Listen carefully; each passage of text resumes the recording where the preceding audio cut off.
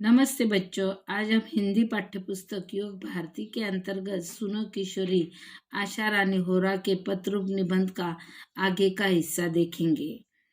तो यह पाठ जो है हमें युवावस्था में यानी किशोरी अवस्था में कैसा जीवन जीना चाहिए, कैसे सोच समझकर आगे बढ़ना चाहिए, यह पाठ हमें बता रहा है।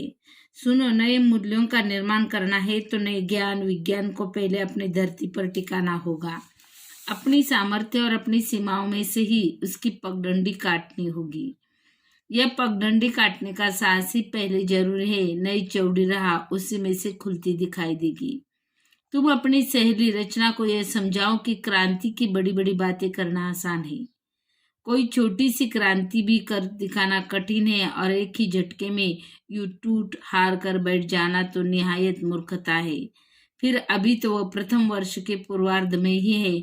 अभी से उसे ऐसा कोई कदम नहीं उठाना चाहिए। जरूरी हो तो सोच समझकर वे अपनी दोस्ती को आगे बढ़ा सकते हैं। यानी अभी अभी तुम पहले वर्ष में पढ़ रही हो, प्रथम वर्ष का पूर्वार्ध है। तुमने जो दोस्त अपनाए है उसे तुमने पूरी रूप से समझा नहीं है, तो पूरे सोच समझ कर ही तुम्हें आगे बढ़ना चाहिए, दोस्ती बढ़ानी चाहिए, नहीं तो नुकसान तुम्हारा ही होगा। कॉलेज जीवन की पूरी अवधि में वे निकट मित्रों की तरह रहकर एक दूसरे को देखे जाने जांचे परखे एक दूसरे की राह का रोड़ा नहीं, प्रेरणा और ताकत बनकर परस्पर विकास में सहभागी बने। फिर अपनी पढ़ाई की समाप्ति पर भी यदि वे एक दूसरे के साथ पूर्वत लगाव महसूस करें, उन्हें लगे कि निकट रहकर सामने आई कमियां गलतियों ने भी उनकी दोस्ती में कोई दरार नहीं डाली है, तो वे एक दूसरे को उनकी समस्त खूबियों कमियों के साथ स्वीकार कर अपना ले। उस स्थिति में की गई यह कथित क्रांति न कठिन होगी न असफल। यानी पूरे जांच पड़ताल के बाद, दोनों एक दूसरे को परखने के बाद दोनों की दोस्ती पूर्ववत रह जाए और दोनों एक दूसरे के साथ रहकर भी कमियों को खूबियों को अपना कर आगे बढ़ने की कोशिश करे, तो उनमें कभी भी दरार या दूरी निर्माण नहीं हो सकती। मेरी राय में रचना को और उसके दोस्त को तब तक धैर्य से प्रतीक्षा करनी चाहिए, इस बीच में पूरे जतन के साथ एक दूसरे के लिए स्वयं को तैयार करे। बिना तैयारी के जल्दबाजी में पढ़ाई के बीच शादी का निर्णय लेना केवल बेवकूफी ही कही जा सकती है, क्रांति नहीं। बेवकूफी का मतलब है मूर्खता। ऐसी कथित क्रांति का सफल होना निश्चित ही समझना चाहिए। इतनी जल्दबाजी में तो किसी छोटे से काम के लिए उठाया कोई छोटा कदम भी शायद ही सफल हो। यह तो जिंदगी का अहम फैसला है। अहम यानी महत्वपूर्ण। जिंदगी का महत्वपूर्ण फैसला लेते समय थोड़ी सी समझदारी लेने के लिए हमें वक्त चाहिए, और वे वक्त लेकर हम पूरे सोच विचार से फैसला लेंगे तो वे हमारे हक में होगा, हमारे अच्छे के लिए होगा। इसलिए सोच समझकर ही इतना महत्वपूर्ण जिंदगी का फैसला हमें लेना चाहिए। मैं समझती हूँ रचना की इस मूर्खतापूर्ण क्रांति में उसकी सहायता न करने का तुम्हारा निर्णय एक सही निर्णय है, पर तटस्थ रहना ही काफी नहीं है।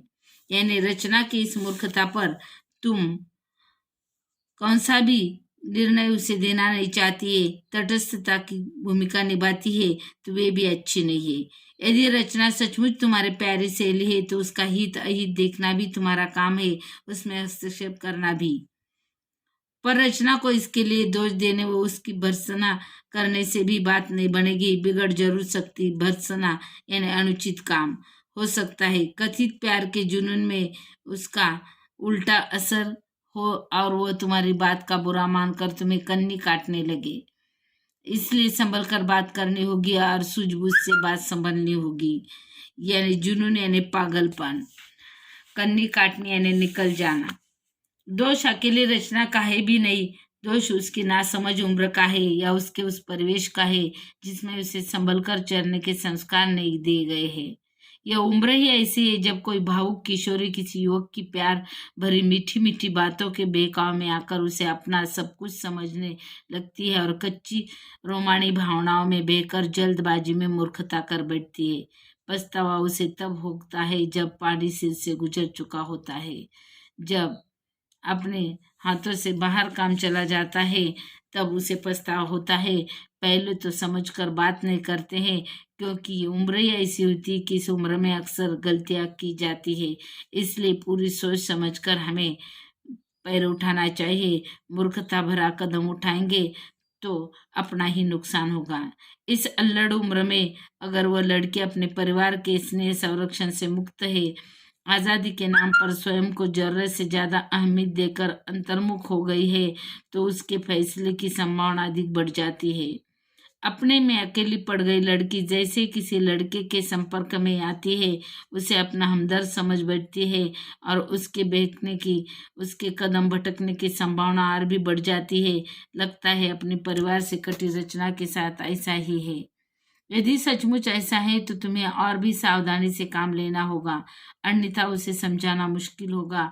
उल्टी तुम्हारी दोस्ती में दरार आ सकती है, तुम्हारी दोस्ती में दूरी पैदा हो सकती है। इसलिए तुम्हें बहुत ही बखूबी रूप से उसे समझकर समझा लेना चाहिए, उसे अपना लेना चाहिए। नहीं तो तुम्हारी दोस्ती में रुकावट आ जाएगी, दरार निर्माण हो जाएगी। एक अच्छी सहेली के नाते तुम उसकी पारिवारिक पृष्ठभूमि का अध्ययन करो। अगर लगे कि वह अपने परिवार से कटी हुई है तो उसकी उस टूटी कड़ी को जोड़ने का प्रयास करो। जैसे तुम मुझे पत्र लिखती हो, उससे भी कहो वो अपनी माँ को पत्र लिखे, अपने घर की भाई बहनों की बातों में रुचि ले, अपनी समस्याओं पर माँ से खुलकर बात करे और उनसे सलाह ले। यदि उसकी माँ इस योग्य न हो तो वह अपनी बड़ी बहन या भाभी से निर्देशन ले। यह भी संभव न हो तो अपने किसी समझदार सहेली या रिश्तेदार को ही राजदार बना ले। घर में किसी से भी बातचीत का सिलसिला जोड़कर वह अपनी समस्या से अकेले जूझने से निजात पा सकती है। नहीं तो तुम तो हो ही। ऐसे समय वह तुम्हारी बात न सुने, तुम्हें झटक दे, तब भी उसकी वर्तमान मनोदशा देखकर तुम्हें उसकी बात का बुरा नहीं मानना है। उसका मूड देखकर उसका मन टटोलो और उसे प्यार से समझाओ। एक शुभचिंतक सहेली के नाते ऐसे समय तुम्हें उसे इसलिए अकेला नहीं छोड़ देना है कि वह तुम्हारी बात नहीं सुनती या तुम्हारी बात का बुरा मानती है। तुम साथ छोड़ दोगी तो वह और टूट जाएगी। अकेली पड़कर वह उधर ही जाने के लिए कदम बढ़ा लेगी जिधर जाने से तुम उसे रोकना चाहती हो। यही पर तुम्हारे धैर्य और संयम की परीक्षा है। अगर जरूरी समझो तो सहेली के कथित दोस्त या प्रेमी लड़के से भी किसी समय बात कर सकती हो। उसकी मंशा जानकर उससे अपनी सहेली को अवगत करा सकती हो या आगाह कर सकती हो।